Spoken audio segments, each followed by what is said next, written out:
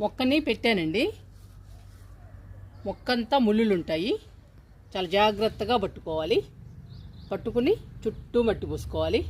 చూడండి ఎంత బ్యూటిఫుల్గా ఉందో మిల్లీ ప్లాంట్, చూడటానికి ఎంత అందంగా ఉందో. మనము 100 రూపాయల టబ్బులో నాటుతున్నాం కదండి. గార్డెన్ వేస్ట్ మట్టిని కూడా మనం మంచిగా కలిపి మొక్కను పెడుతున్నాము. ఇంకా మొక్క నిండా పూలు వస్తాయి.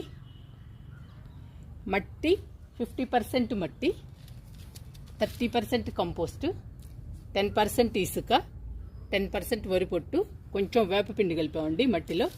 అలా కలుపుకుని పూల మొక్కల్ని నాటితే మొక్క నిండా పూలు వస్తాయి. ఇప్పుడు మట్టి పోసుకుందాము. చుట్టూ పోస్తున్నాను. మనకి చాలా తక్కువ మట్టి పట్టిందండి. మనము 2 బొచ్చెలు నిండా వేసాము గార్డెన్ వేస్ట్.